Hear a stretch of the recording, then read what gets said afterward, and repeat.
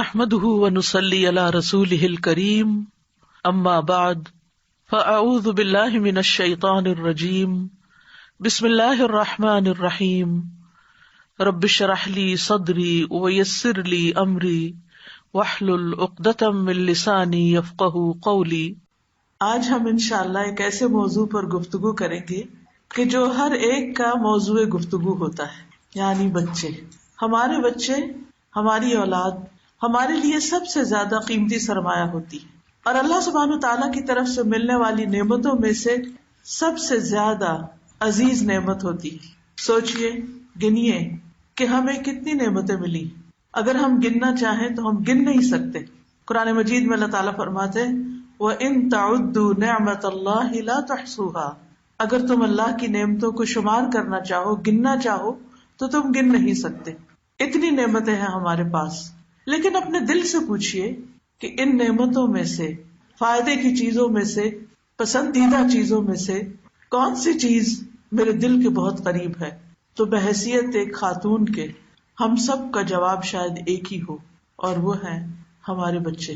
کبھی ہم زبان سے اقرار نہیں بھی کرتے، لیکن ہم اپنے دل سے اور اپنے چاہت سے ہمیشہ اپنے بچوں کو ہی نمبر 1 قرار دیتے، کیونکہ ہمارا عمل یہ ظاہر کرتا ہے۔ عام طور پر دیکھا گیا کہ مائیں خود بھوکی رہتی، بچوں کو کھلانا چاہتی، خود جیسے بھی کپڑے پہن لیں، اپنے بچوں کو، اپنی اولاد کو بہترین پہنانا چاہتی، خود جو بھی ایجوکیشن حاصل کی جیسی بھی، لیکن اپنے بچوں کو اپنے سے زیادہ بہتر اور اپنے سے آگے دیکھنا چاہتی۔ باقی جتنے بھی انسان ہوتے ہیں، ہم ان کے ساتھ ایک مقابلہ کر رہے ہوتے ہیں، کانشیسلی یا انکانشیسلی، لیکن اولاد، اس کے ساتھ جو ہمارا رویہ ہوتا ہے، اس میں ہمارا دل یہ چاہتا ہے کہ وہ ہم سے بھی آگے نکل جائے۔ باقی لوگوں کے مقابلے میں ہم آگے نکلنا چاہتے ہیں، لیکن اولاد کے لیے ہم کیا چاہتے ہیں کہ وہ ہم سے بھی آگے جائے۔ ہم ان کی کامیابی کو ہر چیز سے زیادہ عزیز سمجھتے ہیں، اور ان کی ناکامی، ان کے دکھ، ان کی تکلیف کو ہر دکھ سے بڑا دکھ سمجھتے ہیں۔ تو اس میں کوئی شک ہی نہیں کہ اولاد ہمیں سب سے زیادہ عزیز ہوتی ہے، تمام رشتوں میں، تمام انسانوں میں۔ اللہ سبحانہ تعالیٰ نے اولاد کے معاملے میں قرآن مجید میں فرمایا للہ ملک السماوات والارض یخلق ما یشاء یہب لمن یشاء اناثا ویہب لمن یشاء الذکور او یزوجہم ذکرانا واناثا ویجعل من یشاء عقیما انہ علیم قدیر۔ آسمانوں اور زمین کی بادشاہت اللہ ہی کے لیے ہے، وہ جو چاہے پیدا کرتا ہے، جسے چاہتا ہے لڑکیاں عطا کرتا ہے، جسے چاہتا ہے لڑکے عطا کرتا ہے، یا لڑکے اور لڑکیاں ملا کر دیتا ہے، اور جسے چاہے بانجھ بنا دیتا ہے، یعنی کچھ بھی نہیں دیتا۔ یقیناً وہ سب کچھ جاننے والا اور قدرت والا ہے۔ تو اس سے یہ پتہ چلتا ہے کہ جو بھی اولاد ہمیں ملی، وہ لڑکا ہے یا لڑکی، یہ اللہ ہی کا فیصلہ تھا، اللہ ہی کی دین تھی۔ جسے چاہا دونوں دیے، جسے چاہا ایک چیز دی، جسے چاہا کچھ بھی نہیں دیا۔ تو بہرحال اس اعتبار سے ہمیں یہ بات ہمیشہ یاد رکھنی چاہیے کہ اولاد اللہ کی دین ہے، اللہ ہی کی نعمت ہے، اور اس نے ہمارے حق میں جو پسند کیا وہ ہمیں عطا کیا، اس لیے اس معاملے میں اس پر راضی رہنا چاہیے۔ حقیقت یہ ہے کہ قرآن مجید میں اولاد کی پیدائش کو بھی ایک خوشخبری قرار دیا گیا ہے۔ سورۃ مریم آیت 7 میں آتا ہے یا زکریا انا نبشرک بغلام اسمہ یحییٰ، اے زکریا ہم آپ کو ایسے لڑکے کی خوشخبری دیتے ہیں جس کا نام یحییٰ ہوگا۔ یعنی زکریا علیہ السلام جن کو بڑھاپے میں اولاد ملی، تو جب اولاد کی خبر دی گئی تو اس کو صرف خبر کے طور پر نہیں بتایا گیا بلکہ خوشخبری کے طور پہ بتایا گیا۔ اسی طرح ابراہیم علیہ السلام کے پاس جب فرشتے آئے تو انہوں نے بھی آ کے کیا کہا، انا نبشرک بغلام علیم، کہ بے شک ہم تجھے ایک علم والے لڑکے کی خوشخبری دیتے ہیں۔ اور ابراہیم علیہ السلام کی وائف جو تھی وہ کھڑی تھی تو وہ ہنس پڑی یہ خوشخبری سن کر، فبشرناها باسحاق، تو ہم نے ان کو یعنی ان کی بیوی کو اسحاق کی خوشخبری دی، ومن وراء اسحاق یعقوب، اور اسحاق کے بعد یعقوب یعنی جو ان کے پوتے تھے ان کی بھی خوشخبری دے دی گئی کہ یہ بچہ تو ہوگا لیکن اس بچے کا بھی ایک بچہ ہوگا اور اس کا یہ نام ہوگا۔ اور اگر دیکھا جائے تو اولاد جتنا بھی ستائے، ماں جتنی بھی تکلیف اٹھائے، لیکن the moment بچہ ڈیلیور کرتی ہے اور اس کو خبر دی جاتی ہے کہ بیٹی ہے یا بیٹا ہے تو ایک دم اس کے دل میں خوشی بھر جاتی، حالانکہ پچھلے 9 مہینوں سے وہ مختلف طرح کی تکالیف سے گزری ہوتی، لیکن بچے کی خبر پا کر وہ خوش ہو جاتی ہے۔ اور پھر ہم دیکھتے ہیں کہ ہم اپنی زندگی میں یہ دعائیں بھی مانگتے رہتے ہیں کہ ربنا ہب لنا من ازواجنا وذریاتنا قرۃ اعین واجعلنا للمتقین اماما۔ اے ہمارے رب، ہمیں ہمارے ازواج، بیویوں یا شوہر اور اولادوں سے آنکھوں کی ٹھنڈک عطا کر اور ہمیں متقین کا امام بنا۔ نبی صلی اللہ علیہ وسلم نے ہماری اولاد کو ہماری بہترین کمائی بھی قرار دیا ہے۔ آپ نے فرمایا یقیناً تمہاری اولاد تمہاری بہترین کمائی ہے، بس اپنی اولاد کی کمائی میں سے کھاؤ، یعنی بچے جو کماتے ہیں یا بچوں کی جو آمدنی ہوتی ہے اس میں ماں باپ کا بھی حق ہے۔ تو ماں باپ کے لیے دنیا میں خوشخبری بھی ہو گئی، آنکھوں کی ٹھنڈک بھی ہو گئی، بہترین کمائی بھی ہو گئی، پھر آخرت میں بھی درجات کی بلندی کا ذریعہ ہوتی ہے اولاد۔ رسول اللہ صلی اللہ علیہ وسلم نے فرمایا جب انسان مر جاتا ہے تو 3 اعمال کے علاوہ اس کے تمام اعمال ختم ہو جاتے ہیں، یعنی اس کا نامہ اعمال بند ہو جاتا ہے۔ وہ 3 اعمال کون سے؟ صدقہ جاریہ، یعنی اللہ کے راستے میں زندگی میں اپنے ہاتھ سے مال خرچ کرنا جو بعد میں ایسے جگہوں پر اگر خرچ کیا ہو کہ جن کا فائدہ لوگوں کو پہنچ رہا ہے تو وہ صدقہ جاریہ بن جاتا ہے، یا وہ علم جس سے نفع اٹھایا جائے، دوسرے لوگ فائدہ اٹھائیں، یا نیک اولاد جو اس کے لیے دعا کرتی رہے۔ اور دلچسپ بات یہ ہے کہ یہاں ولد صالح کی بات آئی ہے۔ ولد کا معنی صرف بیٹا نہیں ہوتا، ولد اسم جنس ہے جس میں بیٹا، بیٹی، بیٹے، بیٹیاں، واحد، جمع سبھی اس میں شامل ہو جاتا ہے۔ تو ایک اولاد میں سے ایک دعا کرے یا سب کریں، بیٹا کرے یا بیٹی کرے، سب کے سب جو ہیں وہ والدین کے لیے فائدہ مند ثابت ہوتے ہیں۔ لیکن یہ یاد رکھیے کہ اولاد جہاں خوشخبری ہے وہاں ایک ذمہ داری بھی ہے، ایک رسپانسبلٹی بھی ہے جس کے بارے میں قیامت کے دن سوال ہوگا۔ حدیث میں آتا ہے کہ ہر شخص ذمہ دار ہے، اور ایک اور روایت میں آتا ہے اس سے اس کے اہل خانہ کے بارے میں، یعنی جن کا وہ ذمہ دار ہے اس کے بارے میں بھی اللہ تعالیٰ خصوصیت سے پوچھے گا۔ خاص طور پر ماں، یعنی باپ کی بھی ذمہ داری ہے، لیکن یاد رکھیے کہ ماں کی ذمہ داری زیادہ ہے۔ صحیح بخاری کی حدیث ہے، حضرت عبداللہ سے روایت ہے رضی اللہ عنہ کہ رسول اللہ صلی اللہ علیہ وسلم نے فرمایا تم میں سے ہر شخص نگران ہے اور اس سے اس کی رعیت کے بارے میں سوال کیا جائے گا۔ امام جو لوگوں پر نگران ہے اس سے ان کے بارے میں پوچھا جائے گا۔ آدمی اپنے گھر والوں پر نگران ہے، آدمی اپنے گھر والوں پہ نگران ہے، اس سے ان کے بارے میں سوال کیا جائے گا۔ عورت اپنے شوہر کے گھر اور اس کے بچے کی نگران ہے اور اس سے ان کے بارے میں سوال کیا جائے گا۔ تو اس حدیث سے صاف طور پر پتہ چلتا ہے کہ عورت کا سوال اس کے بچوں کے بارے میں بھی ہوگا، یعنی عورت سے جو سوال قیامت کے دن کیا جائے گا۔ اس لیے ہم سب کو اپنی ذمہ داری محسوس کرنی چاہیے اور اس کو ادا بھی کرنا چاہیے۔ یہ ذمہ داری ہم کیسے ادا کر سکتے ہیں؟ اولاد کی اچھی تربیت کر کے، ان کو کسی کام کا بنا کر۔ اب یہ تربیت کیسے کی جائے؟ تمام والدین اس معاملے میں فکر مند ہوتے ہیں اور تربیت کرنا بھی چاہتے ہیں، لیکن بعض اوقات ان کو یہ معلوم نہیں ہوتا کہ یہ تربیت کیا ہوتی ہے اور کیسے ہوتی ہے۔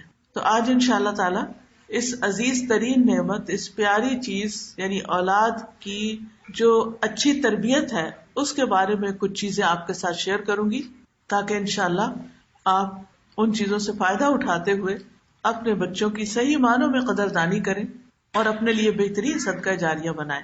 سب سے پہلی چیز یہ کہ تربیت اولاد جو ہے اس کی پلاننگ شادی سے پہلے کی جاتی، یہ نہیں کہ بچے جب جوان ہو جائیں اور اپنی مرضی کے مالک ہو جائیں پھر ہم تربیت شروع کریں۔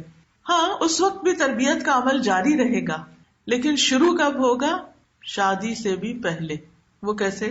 کہ شادی کرتے ہوئے اپنے بچی کی والدین بھی سوچیں اور خود لڑکا یا لڑکی بھی اس بات کے اوپر غور کریں اور اس بات کو سوچیں کہ وہ کس سے شادی کر رہے ہیں، کیونکہ عورت سے شادی 4 چیزوں کی بنیاد پر کی جاتی ہے۔ نبی صلی اللہ علیہ وسلم نے فرمایا تم اس سے دین کی بنیاد پر شادی کرو، یعنی دین کو بنیاد بناؤ۔ رسول اللہ صلی اللہ علیہ وسلم نے فرمایا دنیا فائدہ اٹھانے کی چیز ہے اور دنیا کی بہترین متاع نیک عورت ہے، کیونکہ جس گھر میں ایک نیک عورت آئے گی جو نماز کی پابند ہوگی، جو اخلاق کی اچھی ہوگی، جو خدمت گار ہوگی وہ گھر جنت بن جائے گا. لیکن اگر کسی گھر میں ایک ایسی لڑکی آ جائے جو بظاہر دیکھنے میں تو بہت مالدار ہو اور بہت خوبصورت ہو لیکن بالکل بے دین ہو اور بد اخلاق ہو، تو آپ سوچئے کہ اس گھر میں پھر بزرگوں کا حال کیا ہوگا، اور اس گھر کے اندر بچوں کی تربیت کیسے ہوگی؟ ناممکن. وہ اپنی بد اخلاقی کی وجہ سے بچوں کو بھی نفسیاتی مریض بنا دے گی. اس لیے بچوں کے ذہن میں یہ بات ڈالتے رہنا چاہیے کہ ٹھیک ہے، اگر کوئی تمہیں پسند آ گیا تو یہ ضرور خیال کرنا، یہ ضرور سوچنا کہ وہ تمہارے بچوں کی آئندہ ماں یا وہ باپ کیسا ہوگا. اگر وہ بالکل ہی دین پر نہیں تو پھر آئندہ نسلوں کے دین کا کیا ہوگا؟ پھر ہم اللہ تعالیٰ کو کیا منہ دکھائیں گے؟ بہرحال اولاد کو انسان ایک حد تک سمجھا ہی سکتا ہے، لیکن یہ بھی ہمارے فرائض میں سے ہے کہ ہم بچوں کو اس بات کی تلقین کریں کہ وہ اپنے آئندہ مستقبل کے لیے، اپنے آئندہ زندگی کے لیے نیک ساتھی کا انتخاب کریں.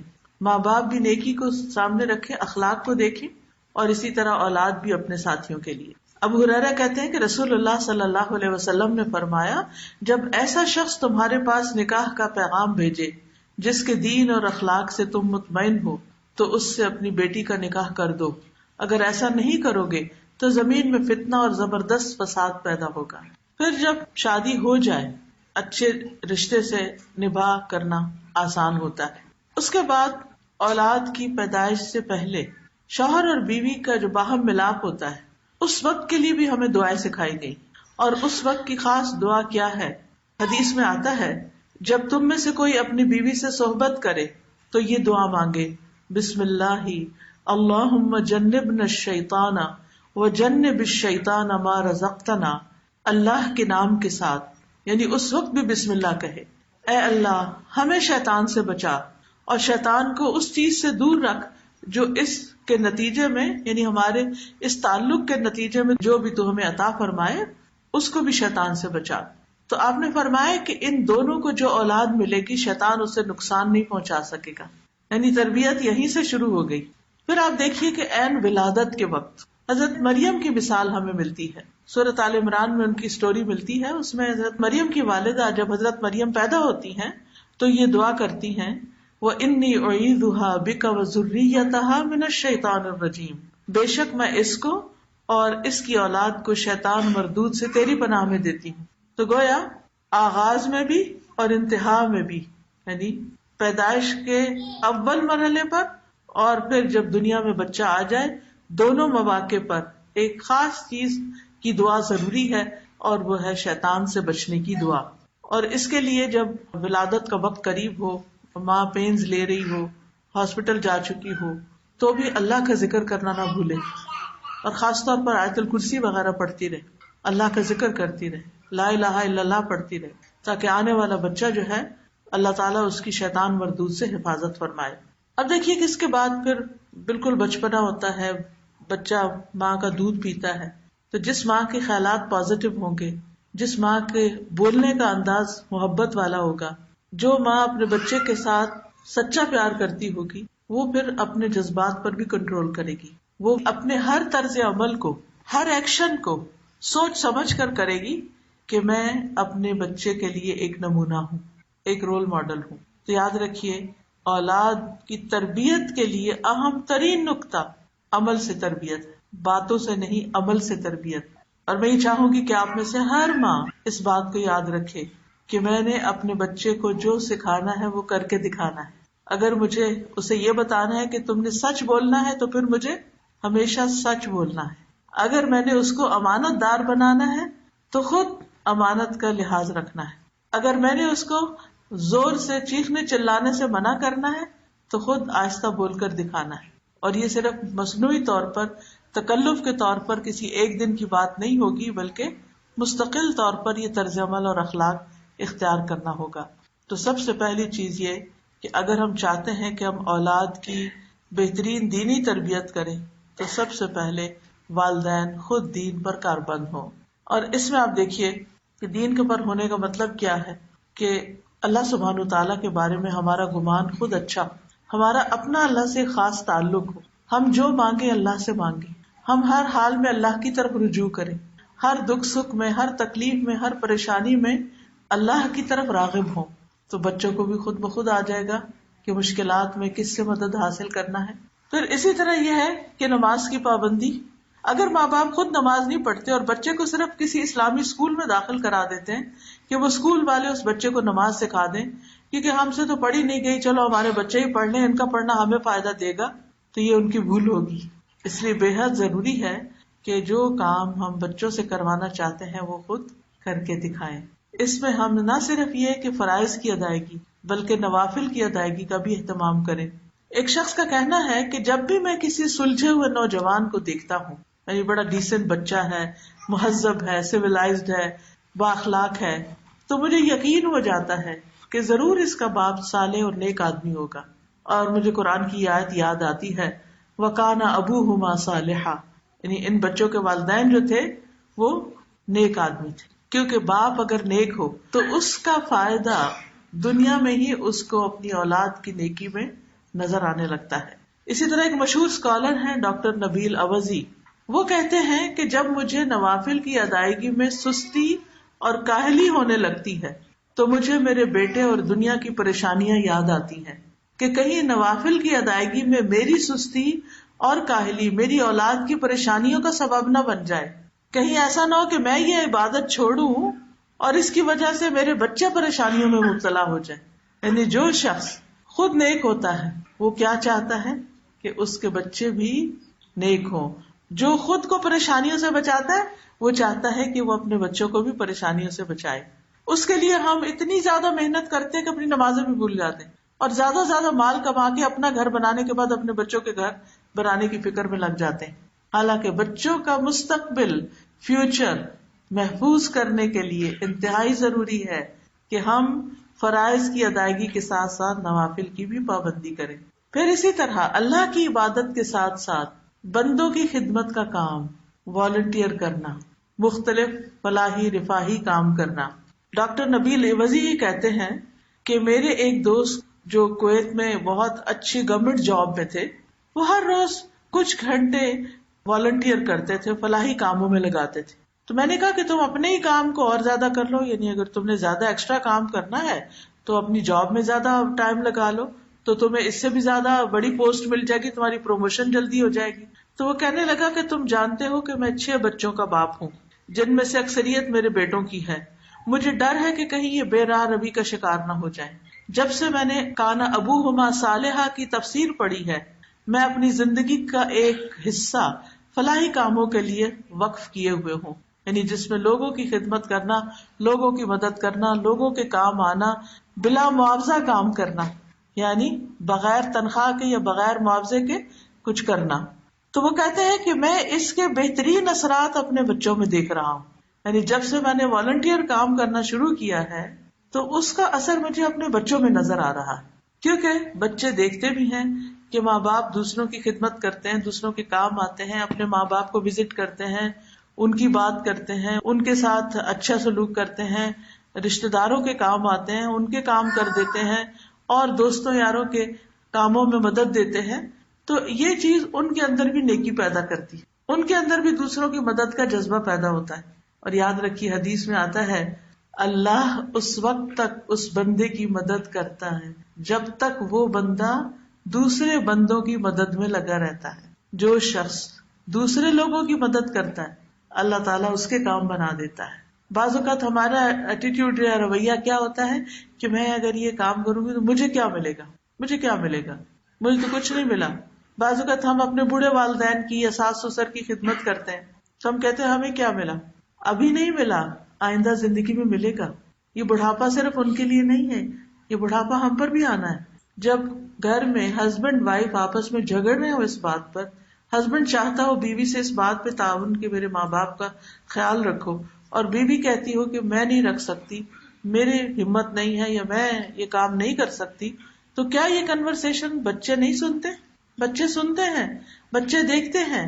اگر گھر میں دادا یا دادی بوڑھی ہیں اور ماں ان کو وقت پر کھانا نہیں دے رہی تو بچے دیکھ رہے ہیں کہ کیا ہو رہا ہے۔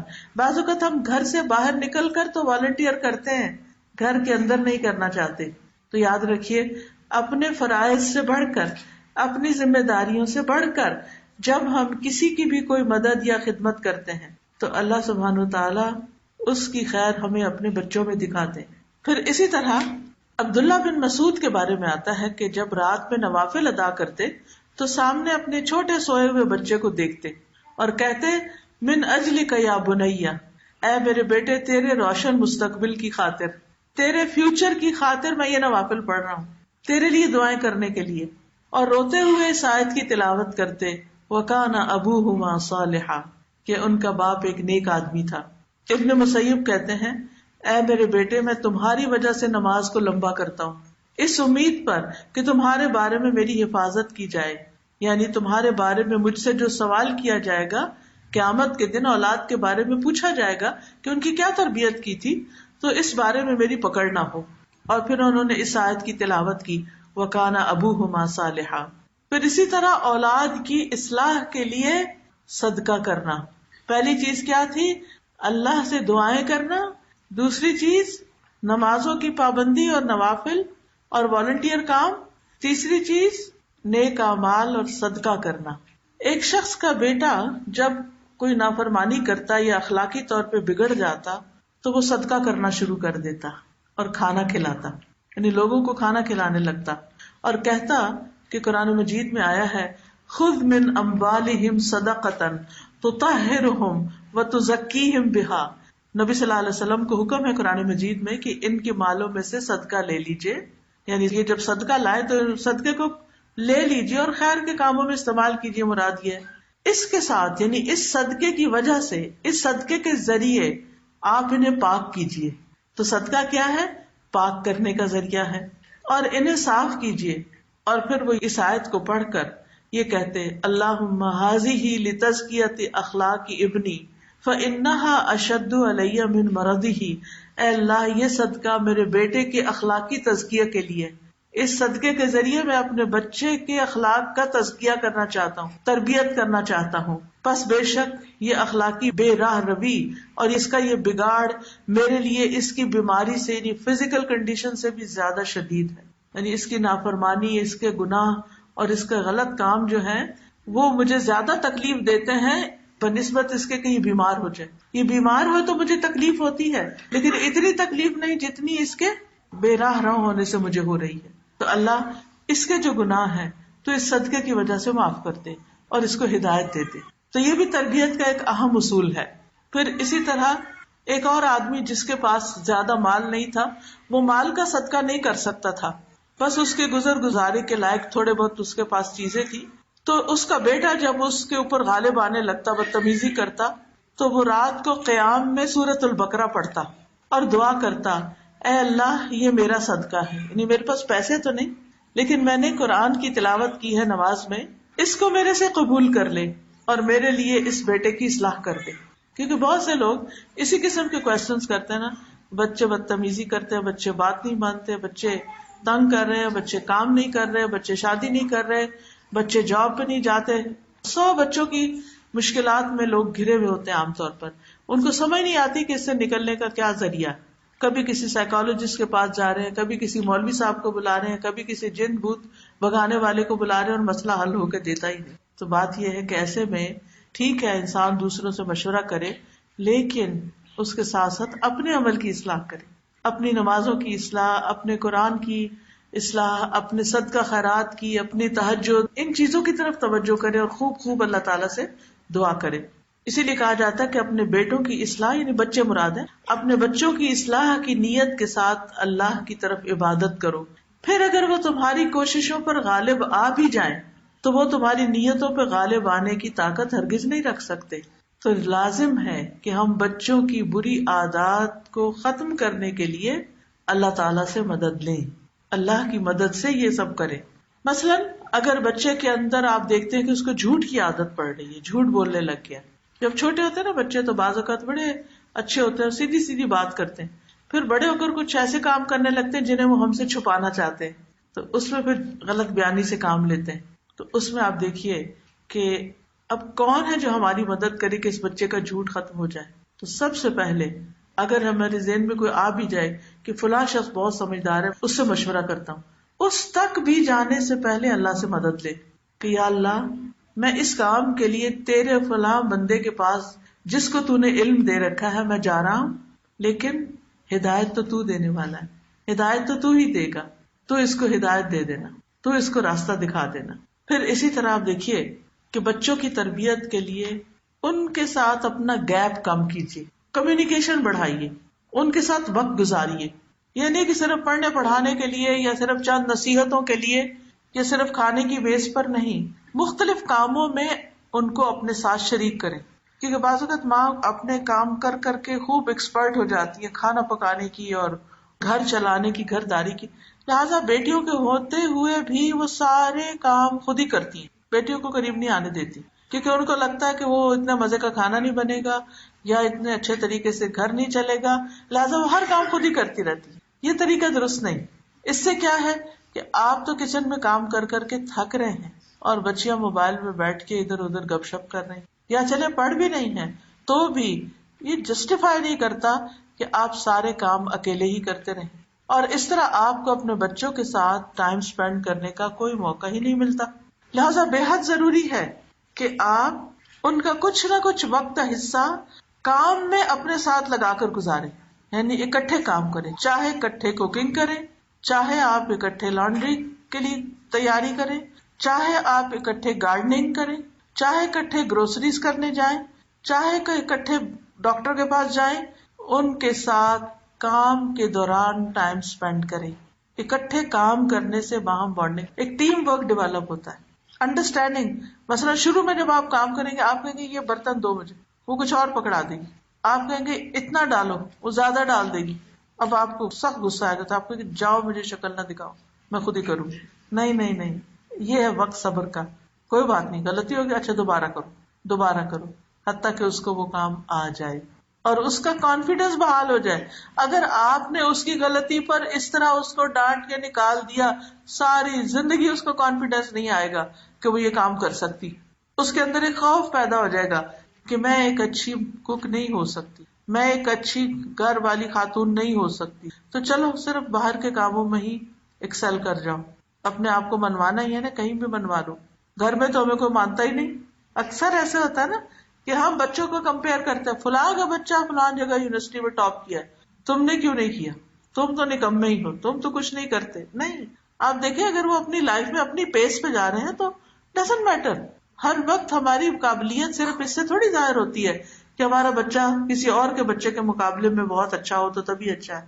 ایک بچہ ایک چیز میں بہت اچھا ہو سکتا ہے، دوسرا کسی اور چیز میں۔ تو اپنے بچے کی خامیوں پر ہی نظر نہ رکھیں اور صرف خوبیوں پر ہی نہ رکھیں، اس کو ہیومن بینگ سمجھیں اور اس کے مطابق اس سے ٹریٹ کریں، کبھی معاف کر دیں، کبھی نصیحت کر دیں، کبھی کسی اور طرح۔ پھر اسی طرح آپ دیکھیے کہ ابراہیم علیہ السلام خانہ کعبہ کی جب تعمیر کر رہے تھے تو انہوں نے اپنے ساتھ کس کو لگایا ہوا تھا؟ اپنے ہی بیٹے اسماعیل علیہ السلام کو، اور دونوں مل کے دعائیں کر رہے تھے، ربنا تقبل منا انک انت السمیع العلیم۔ پھر اسی طرح آپ دیکھیے کہ بچوں کی تربیت میں یہ بڑی اہم بات ہے کہ ان کے ساتھ ہم سچا معاملہ کریں، جھوٹ کبھی نہ بولیں، غلط بیانی نہ کریں، ان سے کیا ہوا وعدہ پورا کریں۔ عبداللہ بن مسعود کہا کرتے تھے کوئی شخص کسی بچے سے ایسا وعدہ نہ کرے جسے وہ پورا کر نہ سکے۔ بعض اوقات ہمیں ان سے کوئی کام نکلوانا ہوتا ہے نا، ہم کہتے ہیں اچھا دیکھو میرا فلاں فلاں کام کر لو، میں تمہیں لیپ ٹاپ لے دوں، کیونکہ وہ بھی ڈیسپریٹ ہوتے ہیں نا لیپ ٹاپ کے لیے، تو آپ ان سے وعدہ کر لیتے ہیں، پھر جب وہ کر لیتے ہیں بےچارے کسی نہ کسی طرح وہ کام، تو پھر آپ کہتے ہیں اچھا اتنی کیا جلدی ہے، دیکھوں گی۔ دس از رانگ، یا تو وعدہ کرنا ہی نہیں چاہیے تھا، اگر آپ کر نہیں سکتے تھے تو وعدہ نہ کرتے، لیکن اگر آپ نے کر لیا تو پھر آپ اس کو پورا کریں، کیونکہ وعدہ خلافی ٹرسٹ بریک کر دیتی ہے، اور جس ریلیشن شپ میں ٹرسٹ نہ ہو وہ کبھی ریلیشن شپ اچھا نہیں ہو سکتا، اور اگر آپ کا اپنے بچوں کے ساتھ ریلیشن شپ اچھا نہیں تو آپ ان کی تربیت نہیں کر سکتے، تو اس ریلیشن شپ کو بہتر کرنا نہایت ضروری ہے۔ تیسرا اہم قاعدہ جو ہے وہ یہ ہے کہ بچوں کو بچپن سے ہی قرآن و سنت کی تعلیم سے جوڑیں، بڑے ہو کر نہیں، اچھا ابھی تو بچے ہیں نا کوئی بات نہیں، ابھی نہیں بھی مسجد جاتے کوئی بات نہیں، ابھی نہیں باپ کے ساتھ جاتے کوئی بات نہیں، ابھی نہیں قرآن شروع کیا کوئی بات نہیں، نہیں، بچپن سے ہی تھوڑی تھوڑی ڈوز شروع کر لیں۔ لقمان نے اپنے بیٹے کو جو سب سے پہلی نصیحت کی تھی وہ کیا تھا؟ میرے بیٹے اللہ کے ساتھ کسی کو شریک نہ بنانا، بے شک شرک بہت بڑا ظلم ہے. پھر اسی طرح نبی صلی اللہ علیہ وسلم عبداللہ بن عباس کو اپنے پیچھے سوار کر کے کہیں جا رہے تھے، یعنی گدھے پہ بیٹھے ہوئے تھے. تو آپ نے اپنے ساتھی سے کہا سواری پر ہے، سامنے بھی نہیں ہے، لیکن کتنی اچھی اچھی نصیحتیں کر رہے ہیں. اے لڑکے، میں تجھے چند باتیں سکھا رہا ہوں، ان کو یاد رکھو. اللہ کے احکام کی حفاظت کرو، اللہ تمہاری حفاظت کرے گا. اللہ کی حفاظت کرو، تم اسے اپنے سامنے پاؤ گے. جب مانگو اللہ سے مانگو. چھوٹے سے بچے ہیں، ان کو کیا سکھا رہے ہیں؟ جب مانگو اللہ سے مانگو، جب مدد چاہو اللہ سے مدد چاہو. اور جان رکھو اگر ساری دنیا میں مل کر تمہیں کوئی فائدہ دینا چاہے تو تمہیں فائدہ نہیں دے سکتی مگر جو اللہ چاہے، اور ساری دنیا مل کے اگر تمہیں کوئی نقصان دینا چاہے تو نقصان نہیں دے سکتی مگر یہ کہ اللہ چاہے. قلم اٹھا لیے گئے، صحیفے خشک ہو گئے. تو اس سے کیا پتہ چلتا ہے کہ تقدیر کا مسئلہ بھی آپ نے بچپن میں ہی سمجھا دیا کہ الٹیمیٹلی ہر چیز اللہ کے اذن سے ہی ہوتی ہے، اور اگر وہ کسی چیز کو ہم سے روک دیتا ہے تو اس میں ہماری ہی بھلائی ہوتی ہے. بعض اوقات ہم کہتے ہیں اب یہ تو بچے ہیں. نہیں، آپ دیکھیے کہ نبی صلی اللہ علیہ وسلم کتنی بڑی بڑی باتیں اس بچے کو سکھا رہے ہیں کہ اگر تم چاہتے ہو کہ تمہاری حفاظت ہو، اللہ تمہاری حفاظت کرے، تو پھر تم کیا کرو؟ تم اللہ کے احکامات کی حفاظت کرو. جیسے قرآن مجید میں آتا نا، حافظوا علی الصلوات والصلاۃ الوسطی، کہ نمازوں کی حفاظت کرو، خاص طور پر درمیانی نماز کی. پھر اسی طرح آپ دیکھیے کہ جتنے بھی نیک لوگ گزرے ان کا اپنی اولاد کے بارے میں ہم و غم ہی یہی تھا کہ وہ نیک اولاد بن کے اٹھے. دنیا سے جب جا رہے تھے اس وقت بھی ان کی دعائیں یہی تھی. یعقوب علیہ السلام کے بارے میں جو قرآن مجید میں آیت آتی ہے البقرہ 133، اس کو آپ کے سامنے رکھوں گی. ام کنتم شہداء اذ حضر یعقوب الموت اذ قال لبنیہ ما تعبدون من بعدی قالوا نعبد الہک والہ آبائک ابراہیم واسماعیل واسحاق الہا واحدا ونحن لہ مسلمون. کیا تم موجود تھے جب یعقوب کو موت آئی، جب اس نے اپنے بیٹوں سے کہا کہ میرے بعد کس چیز کی عبادت کرو گے؟ انہوں نے کہا ہم تیرے معبود، تیرے باپ دادا ابراہیم، اسماعیل اور اسحاق کے معبود کی عبادت کریں گے جو ایک ہی معبود ہے اور ہم اسی کے فرما بردار ہیں. تو یاد رکھیے مرتے وقت اللہ کے نیک بندوں نے اپنے بچوں کو دین پر قائم رہنے کی تلقین کی. پھر اسی طرح حضرت لقمان کی وصیتوں میں ہم دیکھتے ہیں جو اپنے بچے کو کی، اس میں ایک بڑی خوبصورت وصیت کرتے ہیں، اے میرے چھوٹے بیٹے، بے شک کوئی چیز اگر رائی کے دانے کے وزن کی ہو، پس کسی چٹان میں ہو یا آسمان ہو یا زمین میں ہو، اللہ اسے لے آئے گا. اللہ بڑا باریک بین اور پوری خبر رکھنے والا ہے. تو اس سے کیا پتا چلتا ہے؟ اس سے بھی یہ بات ہمارے سامنے آتی ہے اور بہت ہی اہم ہے کہ بچوں کو بچپن سے اللہ تعالیٰ کی صفات کا علم دینا چاہیے.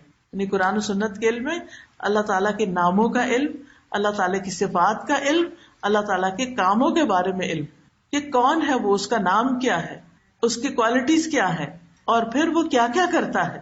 تو اس میں خاص طور پر یہ کہ اللہ تعالیٰ لطیف خبیر ہے. پھر آخرت کا تصور دے. قرآن مجید میں اللہ تعالیٰ فرماتے ہیں یا ایھا الذین آمنوا قوا انفسکم واہلیکم نارا، اے لوگو جو ایمان لائے ہو، اپنے آپ کو اور اپنے گھر والوں کو آگ سے بچاؤ جس کا ایندھن آدمی اور پتھر ہے. تو ہمارے اوپر فرض بنتا ہے کہ ہم اپنی آخرت کے ساتھ ساتھ اپنے بچوں کی آخرت کی بھی فکر کریں. پھر نمازوں کی پابندی سکھانا، خصوصاً نفل نماز کی ترغیب دینا. پھر بچوں کو روزے رکھوانا. صحابیات جو تھیں وہ عاشورہ کا روزہ بھی بچوں کو رکھواتی، دودھ پیتے بچوں کو بھی وہ رونے لگتے تو ان کو کھلونے دے دیتی، یعنی بہت چھوٹے چھوٹے بچوں کو بھی روزہ رکھواتی.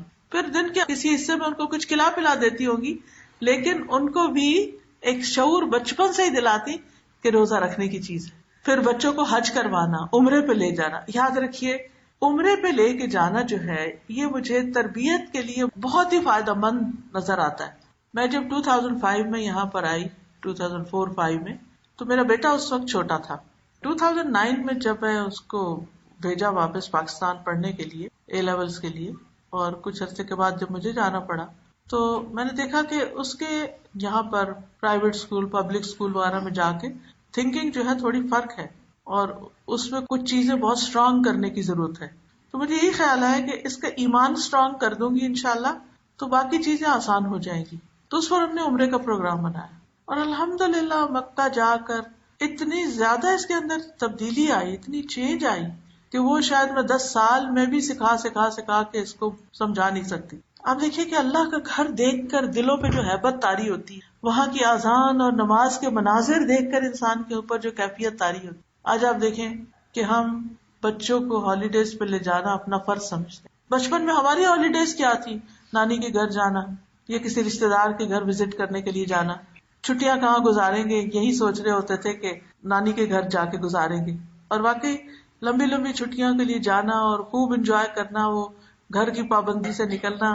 تو اب یہ ہے کہ اب ماں باپ خود، نانی دادی تو آؤٹ ہو گئی ہیں فیملی سے، لہٰذا بچوں کو لے کے ہالیڈیز پہ جاتے ہیں، کبھی کہیں، لیکن کہاں نہیں جاتے لے کر، وہ ہے اللہ کا گھر۔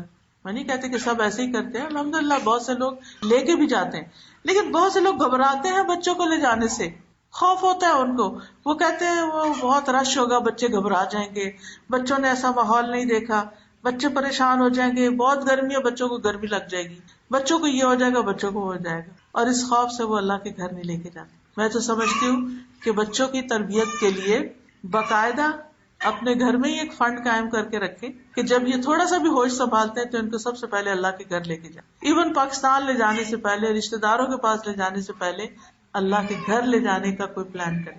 اگر بچوں کے اندر خیر ہوگی تو آپ دیکھیں گے کہ کم باہر آئے گی اس ماحول میں، کیونکہ بابرکت جگہ ہے، ہدی للناس، لوگوں کی ہدایت کے لیے اللہ نے اس کو بنایا۔ بچوں کو بہت دفعہ ہم انڈر ایسٹیمیٹ کرتے ہیں، اگر بچے کے اندر تھوڑی سی بھی خیر ہوگی تو بہت جلدی باہر آئے گی، اور سب سے بڑھ کر یہ کہ اس کا اللہ پر ایمان مضبوط ہوگا، کیونکہ اللہ نے کعبہ کو، اپنے گھر کو بنایا اس لیے تاکہ لوگ یہاں ہدایت پائیں، لوگ یہاں اکٹھے ہوں، ایک دوسرے سے سیکھیں، بہت سے تجربات کریں۔ مکہ جانا دنیا میں کسی بھی جگہ جانے سے کہیں زیادہ بہتر ہے۔ بہت سے پیرنٹ بچوں کو ڈزنی لینڈ لے جانا لازم سمجھتے ہیں۔ پچھلے دنوں میں چائنا تھی تو وہاں آپ کو معلوم ہوگا کہ گریٹ وال آف چائنا جو واقعی دنیا کا ایک ونڈر ہے، تو مجھے بھی شوق تھا کہ میں دیکھوں کہ کیسی ہے وہ وال۔ میں نے سمجھا کہ زمین پر ہی کوئی دیوار بڑی سی بنی ہوگی جیسے قلعوں کی دیواریں ہوتی ہیں، ایسی ہی کوئی چیز ہوگی یا بہت اونچی کوئی دیوار ہوگی کہ جس پہ چڑھنا ذرا مشکل ہوگا۔ لیکن میری حیرت کی انتہا نہ رہی جب میں نے دیکھا کہ یہ تو پہاڑوں کے اوپر بھی بنی ہوئی ہے، اور اتنے بڑے بڑے سٹیپس، اور عیسیٰ علیہ السلام کی پیدائش سے بھی 200-300 سال پہلے کی ہے وہ، یعنی اس وقت بننا شروع ہوئی تھی، اگرچہ اس کو کافی ٹائم لگا بننے میں، 10,000 کلومیٹر دور ہے، ہو سکتا ہے آپ میں سے بھی کسی کو جانے کا اتفاق ہوا ہو۔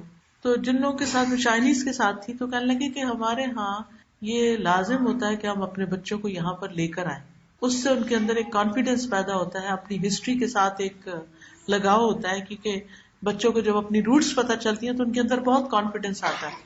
تو ہماری روٹس اور ہماری ہسٹری تو اسلام کی ہسٹری ہے۔ وہ کہتے ہیں کہ جو بچہ اپنے والدین کے ساتھ آ کے اس دیوار پر چڑھتا ہے وہ ہیرو مان لیا جاتا ہے، کہ یو آر ریئل ہیرو، کہ جس نے اتنی ہمت کی ہے کہ یہاں تک پہنچے اور پھر اس وال کو کلائم کیا۔ میں صرف دیکھنے سے تعلق رکھتی، لیکن میں یہ سوچ رہی تھی کہ اس میں لکھا ہوا تھا پتہ نہیں کتنے ہزار چائنیز جو وہ ہر سال یہاں پر آتے ہیں اور دیوار پہ چڑھ کے جاتے ہیں۔ کس لیے انہوں نے اس کو اتنا پریزرو کیا ہوا ہے، اس کے لیے اتنے اہتمام کیے ہوئے ہیں، تاکہ بچے اپنی ہسٹری کے ساتھ کنیکٹڈ رہیں، انہیں اس بات پر فخر ہو، انہیں اس بات پر خوشی ہو کہ ان کے آباء و اجداد نے اتنا بڑا کام کیا۔ ابراہیم اور اسماعیل علیہ السلام نے اس گھر کو بنایا تھا اور لوگوں کو وہاں پر پہاڑ پہ کھڑے ہو کے آواز دی تھی، اور آج دیکھیں کہ کس طرح لوگ جوگ در جوگ جا رہے ہیں۔ یہ ایک بہت بڑا نمونہ ہے ہمارے لیے بھی اور بچوں کے لیے بھی۔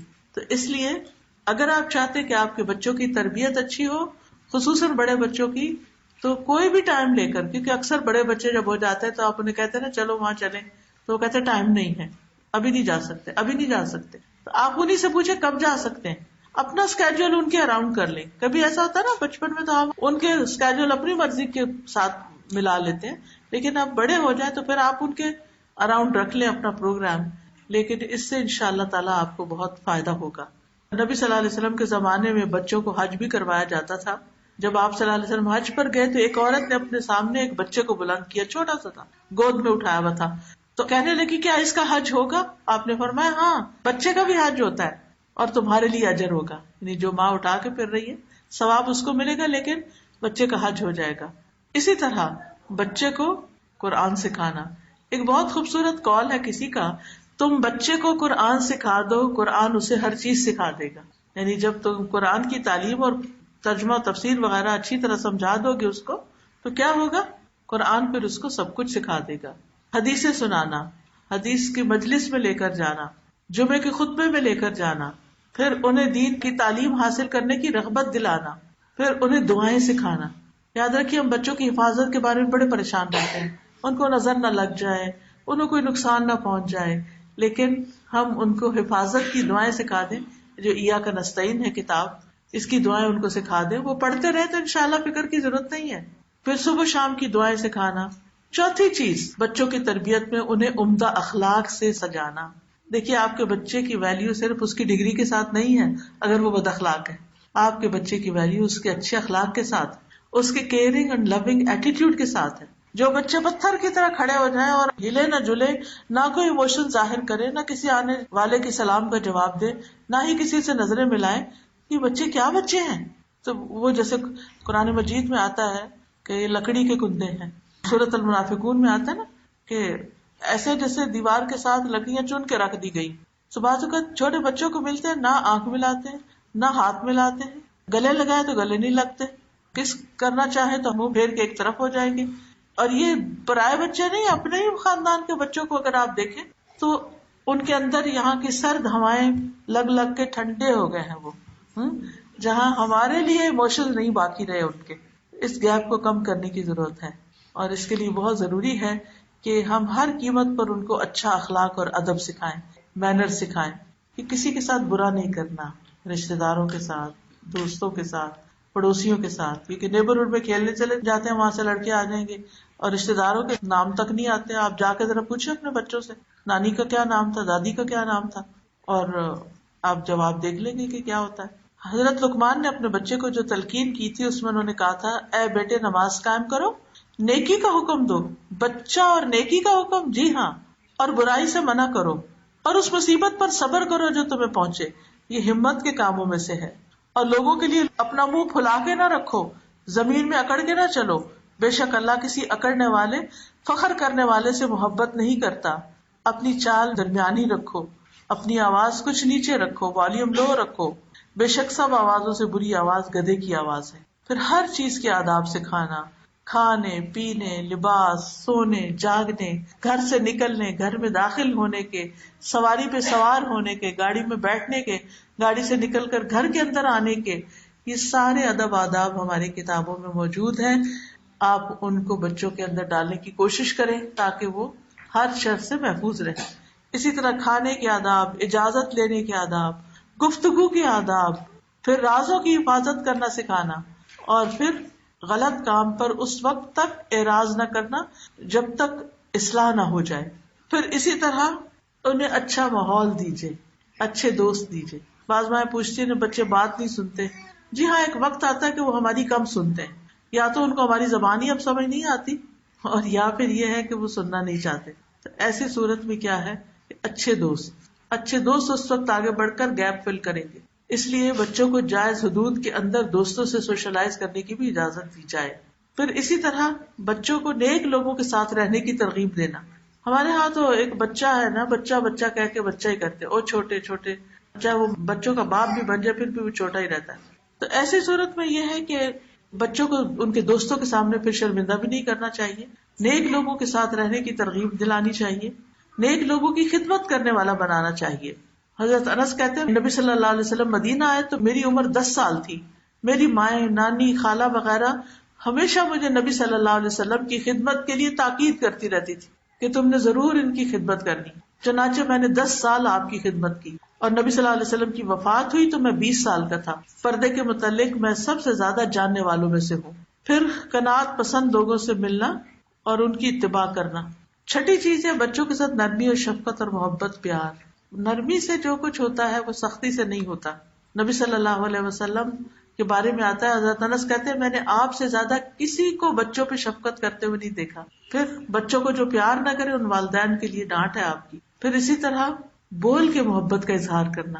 نبی صلی اللہ علیہ وسلم حضرت انس کے لیے کہتے تھے اللہم انی احبہ فاحبہ واحبب من یحبہ. اے اللہ میں اس بچے سے محبت کرتا ہوں، تو بھی اس سے محبت کر، اور اس سے محبت کر جو اس سے محبت کرے، یعنی حضرت حسن سے محبت کرے. پھر پیار سے نام لینا. حضرت ام سلمہ کی بیٹی جو ان سے نکاح کے بعد آپ کی ربیبہ بنی تھی، تو وہ چھوٹی تھی، بالکل دودھ پیتی بچی تھی، تو ان کو کہتے تھے زوینب، یعنی زینب کی بجائے زوینب یعنی تھوڑا سا نام بدل کے پیار سے. پھر اسی طرح بچوں کو توجہ بھی دینا، بچوں کے ساتھ کھیلنا جیسے پکڑن پکڑائی وغیرہ. پھر نماز میں اپنے اوپر سوار ہونے دینا. چھوٹے ہو تو نماز میں سوار ہوتے ہیں نا ہمارے سر پہ، بڑے ہو کر ہماری نروز پر سوار ہو جاتے ہیں. تو اس میں یہ ہے کہ بہت زیادہ پھر ریئیکٹ نہیں کرنا چاہیے، صبر کے ساتھ سننے. اچھا پھر آپ سوال کریں ان سے، اس سے ان کو سوچنے کا موقع ملے گا. بیمار ہو جائے تو خاص خیال رکھیں، یہ وقت ہوتا ہے اعتماد جیتنے کا. تکلیف کے وقت جو کام آتا ہے نا اس کی بات نہیں بھولتی، لیکن ہم ایسے مواقع پر اپنے بچوں کو وہ نہیں دیتے جو دینا چاہیے. برا کہتے ہیں کہ میں ابو بکر کے ساتھ آیا، جب پہلے وہ مدینہ کی طرف آئے تو میں دیکھتا ہوں کہ ان کی بیٹی عائشہ لیٹی ہوئی ہے اور انہیں بخار ہے. تو ابو بکر ان کے پاس آیا اور انہوں نے کہا کیا حال ہے بیٹی، اور ان کے رخسار کو چھو لیا، یعنی گال کو پیار کیا. پھر اسی طرح بچوں کے علاج معالجے کی فکر کرنی چاہیے، لیکن ایسی دوائیں نہیں دینی چاہیے کہ جس سے وہ تکلیف اٹھائیں. پھر ان کو عزت دے. یاد رکھیے کسی کی رسپیکٹ کر کے ہم اس سے جو کام نکلوا سکتے ہیں وہ ہم اس کی بے عزتی کر کے نہیں نکال سکتے، چاہے وہ چپ کر کے آپ سے آگے آرگیو نہ کرے. نبی صلی اللہ علیہ وسلم بچوں کو اپنی چادر کے اندر لے لیتے تھے. پھر اسی طرح انہیں نرمی سے اٹھانا، پیار سے ان کو رکھنا، چہرے پہ نہیں مارنا، بہت زیادہ روک ٹوک نہیں کرنی، بہت زیادہ انٹرفیئرنس نہ کرے بچوں کے معاملات میں. وقت مقرر کریں، ان کے ساتھ روز بیٹھیں، بات چیت کریں، گیپ ختم کریں، لیکن کسی وقت بھی بچوں کو اکیلا نہ چھوڑا جائے اور اس پر اعتماد نہ کیا جائے، تو یہ چیز اس کے لیے بہت نقصان دہ ہو جاتی. پھر اسی طرح یہ کہ ان کے کام کر دینا چھوٹے چھوٹے، ان کو شکریہ، پلیز، وہ میجک ورڈ سکھانا. کون کون سے میجک ورڈز؟ پلیز، سوری، شکریہ، تھینک یو، جزاک اللہ. ٹھیک ہے نا؟ تو یہ آپ بچوں کے ساتھ استعمال کیجئے، کیونکہ بہت سے لوگ باہر تو ہر ایک کو تھینک یو کہتے، اس کے لیے دروازہ بھی روک کے رکھتے، لیکن گھر والوں کے لیے ہم یہ احسان بھول جاتے ہیں. یہ سب کچھ گھر میں کرنے کی ضرورت ہے. آج آپ کے بچے کہیں گے آپ کہاں سے ہو کے آ رہے ہیں. نبی صلی اللہ علیہ وسلم بچوں سے پیار کرتے، ان کے ساتھ کھیلتے بھی تھے. ایک دفعہ آپ جا رہے تھے کہیں تو حضرت انس جو تھے، آپ نے ان کو کسی کام سے بھیجا تو انہوں نے کیا نہیں، جا کے بیٹھ کے باہر کھیلنے لگ گئے. بچے تھے نا، آپ گھر سے نکلے کہ ابھی تک کام نہیں ہوا، دیکھا تو بیٹھے ہوئے وہ جناب، تو آپ ان کے پیچھے سے جا کے ان کو پکڑ لیے اور حضرت انس نے پیچھے مڑ کے دیکھا تو آپ ہنسنے لگے. آپ نے کہا وہ اس کام کا کیا بنا؟ کہنے کا اچھا میں اب جاتا ہوں. کوئی ڈانٹ ڈپٹ نہیں کی، کچھ بھی نہیں. اب آپ دیکھیے کہ سارے کام کرنے کے باوجود پھر بھی بچے کچھ نہیں سنتے سمجھتے اور بالکل الٹ جا رہے ہیں. ایسے کیسز بھی ہوتے ہیں. پھر کیا کریں؟ یاد رکھیے اگر ہم نے اپنا ہوم ورک کر لیا نا تو ہمیں ڈر نہیں ہونا چاہیے، ہمیں پھر بہت غم نہیں ہونا چاہیے. ہم نے اپنی طرف سے ساری چیزیں سکھا دی، خود رول ماڈل بھی بنے، ہم نے ان کے لیے دعائیں بھی کی، ہم نے ان کو فیسیلیٹیٹ کیا، ہم نے ان کو اچھے استاد رکھ کے دیے، اچھے اسکولوں میں پڑھایا، اچھے قرآن ٹیچر کے ساتھ پڑھایا، ان کو دینی تعلیم کا بھی انتظام کیا، سب کچھ کیا. اور بچہ بچپن میں نماز بھی پڑھ رہا تھا، جو ہی بڑا ہوا یونیورسٹی گیا نماز چھوڑ بیٹھا، یا کوئی اور اس طرح کی چیز. اب کیا کریں؟ یاد رکھیے ساری کوششوں کے باوجود اگر نتیجہ نہ نکلے تو یہ اللہ کی طرف سے امتحان ہوتا ہے. دس از آور ٹیسٹ. اللہ تعالیٰ نے فرمایا نا کہ ہم ضرور آزمائیں گے تمہیں بشیء من الخوف والجوع ونقص من الاموال والانفس والثمرات وبشر الصابرین. ہم ضرور آزمائیں گے کسی بھی چیز کے ساتھ، خوف، بھوک، جان و مال کا نقصان، پھلوں کے نقصان سے. خوشخبری دے دو صبر کرنے والوں کو. تو یاد رکھیے کہ والدین میں سے کچھ والدین ہوتے ہیں جو کہتے ہیں میرا ایک بیٹا ہے جو اپنے باقی بھائیوں جیسا نہیں، باقی دو تو بہت اچھے ہیں، انہوں نے تو قرآن بھی حفظ کر لیا، انہوں نے تراویح بھی پڑھاتے ہیں، سب کچھ کرتے ہیں، مگر یہ تو بس پتہ نہیں کہاں سے آ گیا. ایسی صورت میں یاد رکھیے کہ یہ آزمائش ہے اللہ کی طرف سے. وہ بتاتا ہے کہ یہ جو باقی بچے ہیں نا ان کی تربیت بھی میں نے کی تھی، تم نے کوشش کی لیکن میں نے ان کی تربیت کی. کیونکہ رب کون ہے؟ رب اللہ ہے، وہی تربیت کرتا ہے. ہم تو صرف کوشش کر رہے ہوتے. دیکھیے ہم درخت لگاتے ہیں نا، پھل کون لاتا ہے؟ درخت لگانا ہمارا کام ہے، بیج ڈالنا ہمارا کام ہے، اس کی نگرانی کرنا، اس کا دھیان رکھنا، اس کو گرمی سردی سے بچانا، لیکن اس کو بڑھاتا کون ہے؟ اللہ. پھر اس پہ پتے آتے ہیں، پھول آتے ہیں، پھل آتے ہیں، وہ کون لاتا ہے؟ اللہ. اب اگر کوئی یہ کہے کہ یہ درخت میں نے لگایا، یہ پتے پہ میں نے لگایا اور یہ پھول پہ میں نے اور یہ پھل، تو یہ غلط بات ہوگی.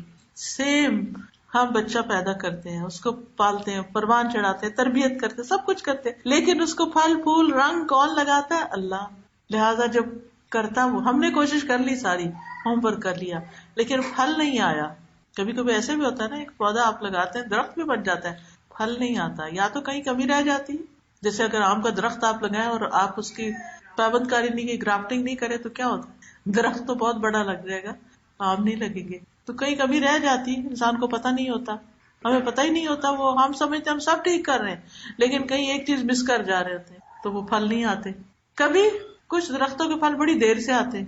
کھجور کا پودا 1-2 سال میں پھل نہیں دے گا, لیکن جب دینے لگتا تو کب تک دیتا ہے. زیتون کا درخت جب دینے لگتا تو پھل کب تک دیتا ہے, بعض اوقات ہزاروں سال تک دیتا ہے. کچھ دن پہلے کسی نے مجھے ایک تیل دیا, پین آئل, اس نے کہا کہ اس کو ادھر ادھر نہ کیجیے گا, اس میں بہت اسپیشل آئل ڈالا میں نے, فلسطین سے 2000 سال پرانے زیتون کے درخت کے پھلوں کا تیل ہے, اس سے یہ دوا بنی ہے. تو ان کا اچھا, اتنے لمبے بھی ہوتے ہیں, یعنی اتنی عمر بھی ہوتی ہے ان کی. تو بعض بچے جلدی اچھے ہو جاتے ہیں, بعض بڑا ٹائم لیتے ہیں, بعض بچے ہمارے مرنے کے بعد سیدھے ہوتے ہیں, آزمائش ہوتے ہیں. تو ہمیں یاد رکھنا چاہیے کہ تربیت تو اللہ ہی کرتا ہے, اور اگر ہمارے کوشش کے باوجود نتیجہ الٹا نکل رہا ہے اور لوگ باتیں بنا رہے ہیں, اللہ سب سے بڑی مشکل کیا ہے, ایک غم ہوتا ہے کہ بچہ ٹھیک نہیں, اوپر سے باپ بھی ڈانٹنا شروع کر دیتا ہے.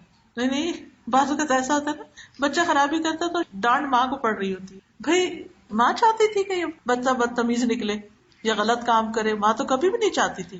تو ماں کو یوں لگتا ہے جیسے ساری مجرم ہی میں ہوں, لوگوں کی باتیں بھی وہ سن رہی ہے, باپ کی بھی وہ سن رہی ہے, ادھر کی ادھر کی, یہ کیا ہو گیا. یاد رکھیے لوگوں کی باتوں کی قطعاً پرواہ نہ کریں, سب اٹھا کے ایک طرف رکھیں, قطعاً دل پہ نہ لیں. آپ کو کمزور کر دیں گی یہ باتیں, آپ کو اتنا پریشان کر دیں گی کہ آپ اپنے قابل بھی نہیں رہیں گی, وقت سے پہلے بوڑھی ہو جائیں گی, اس سے اور مثال کھڑے ہو جائیں گے.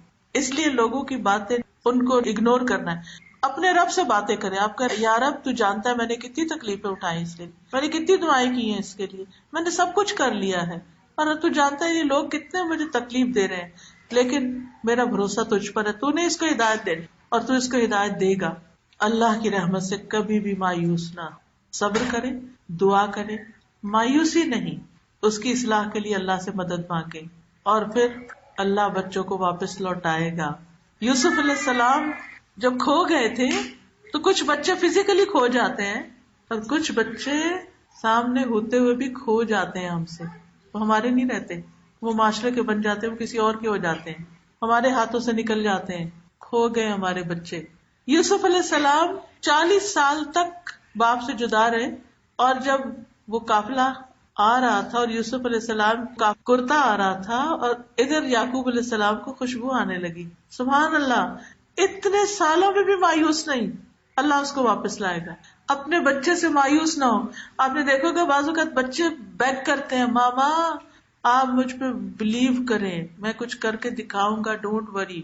ہم کہتے ہیں وہ 20 سال کا بچہ ہو گیا, فلاں تو 20 سال میں شادی بھی ہو گئی, اور اس کو تو جاب بھی مل گئی, اور اس نے تو یہ کمال کر دیا, یہ اس کی کب ہوگی. ہم مقابلہ اس سے کر کر کے اپنے آپ کو مشکل میں ڈالے رکھتے ہیں.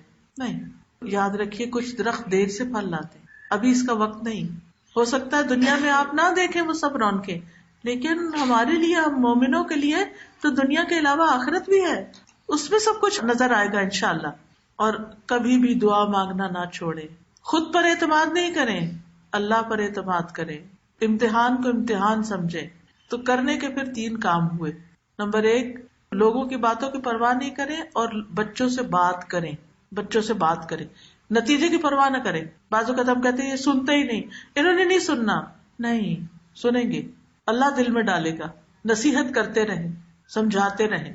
نمبر 2, ان کے پیچھے نہیں پڑنا, سمجھا کے چھوڑ دے. یہ جب پیچھے پڑ جاتے ہیں نا تو وہ ہم سب آگے بھاگ جاتے ہیں, پھر بہت دور ہو جاتے ہیں. جتنا ہم پیچھے پڑتے ہیں اتنے وہ ہم سے دور بھاگتے ہیں.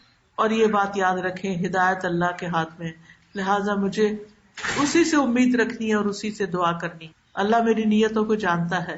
اور یاد رکھیے اولاد کی طرف سے ملنے والی پریشانی گناہوں کا کفارہ بنتی ہے.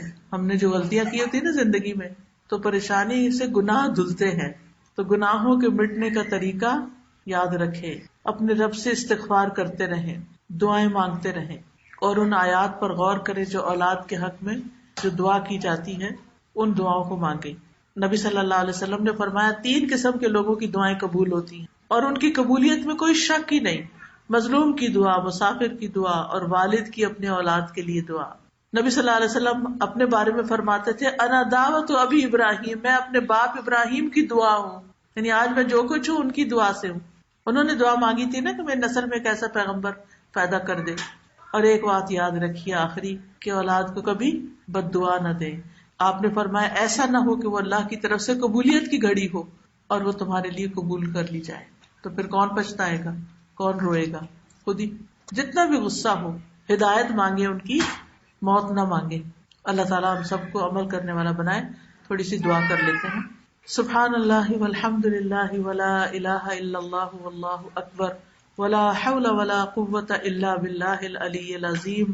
اللہم صل علی محمد وعلی آل محمد کما صلیت علی ابراہیم وعلی آل ابراہیم انک حمید مجید. اللہم بارک علی محمد وعلی آل محمد کما بارکت علی ابراہیم وعلی آل ابراہیم انک حمید مجید. ربنا هب لنا من ازواجنا وذریاتنا قرۃ اعین واجعلنا للمتقین اماما. اے اللہ ہمیں ازواج اور اولاد سے آنکھوں کی ٹھنڈک عطا فرما اور ہمیں پرہیزگاروں کا امام بنا. ربنا واجعلنا مسلمین لک ومن ذریتنا امۃ مسلمۃ لک وارنا مناسکنا وتب علینا انک انت التواب الرحیم. اے ہمارے رب ہمیں اپنا فرما بردار بنا لے اور ہمیں اپنی عبادت کے طریقے بتا اور ہماری توبہ قبول فرما. بے شک تو بڑا توبہ قبول کرنے والا اور نہایت رحم کرنے والا ہے. رب اوزعنی ان اشکر نعمتک التی انعمت علی وعلی والدی وان اعمل صالحا ترضاہ واصلح لی فی ذریتی انی تبت الیک وانی من المسلمین. اے میرے رب مجھے توفیق دے کہ میں تیرے اس احسان کا شکر ادا کروں جو تو نے مجھ پر اور میرے والدین پر کیا ہے، اور یہ بھی کہ میں ایسے اچھے عمل کروں جو تجھے پسند ہو، اور میری خاطر میری اولاد کی اصلاح کر دے. میں تجھ سے توبہ کرتا ہوں اور بے شک میں فرما بردار ہوں. رب اجعلنی مقیم الصلاۃ ومن ذریتی ربنا وتقبل دعا. اے میرے رب مجھے بھی اور میری اولاد کو بھی نماز قائم رکھنے والا بنا. اے ہمارے رب ہماری یہ دعا قبول فرما. وجنبنی وبنی ان نعبد الاصنام. اللہ مجھے بھی اور میری اولاد کو اس بات سے بچائے رکھنا کہ ہم بتوں کی عبادت کریں. یا اللہ ہمیں ایسی اولاد سے پناہ دینا کہ جو ہمیں جوانی میں ہی بوڑھا کر دے. یا اللہ ہمیں اولاد کے دکھ اور غم نہ دینا. یا اللہ ہمارے بچوں کی جان مال اولاد میں برکت عطا فرما، ان کا مال زیادہ کر دے، ان کو نیک اولاد عطا فرمانا. یا رب العالمین تو ہمارے بچوں کے رزق میں برکت عطا فرمانا، جیسے ابراہیم علیہ السلام نے اپنے بچوں کے پانی اور گوشت میں برکت کی دعا کی تھی. نبی صلی اللہ علیہ وسلم نے مدینہ کے پھلوں میں برکت کی دعا کی تھی. یا رب العالمین تو ہمارے لیے ہماری اولادیں بابرکت بنا دے اور آگے ان کے سارے کام سنوار دے. اللہ ہم سب بیماروں کو صحت عطا فرما، سب دکھی لوگوں کے دکھ دور فرما. یا رب العالمین تو ہمارے گناہوں کو معاف کر دے. یا رب العالمین تو ہمارے والدین پر اپنی رحمت نازل فرما. رب ارحمہما کما ربیانی صغیرا. یا اللہ جنہوں نے اس مجلس کا اہتمام کیا ہے انہیں اس کی بہترین جزائے خیر عطا فرما، اور جتنی بھی بہنیں آئی ہیں ان سب کا آنا قبول فرما. ان کے دلوں میں جو دعائیں اور نیک تمنائیں ہیں ان کو قبول فرما. ربنا تقبل منا انک انت السمیع العلیم وتب علینا انک انت التواب الرحیم. وصلی اللہ تعالی علی خیر خلقہ محمد وعلی آلہ واصحابہ واہل بیتہ اجمعین برحمتک یا ارحم الراحمین. الہی آمین. سبحانک اللہم وبحمدک اشہد ان لا الہ الا انت استغفرک واتوب الیک.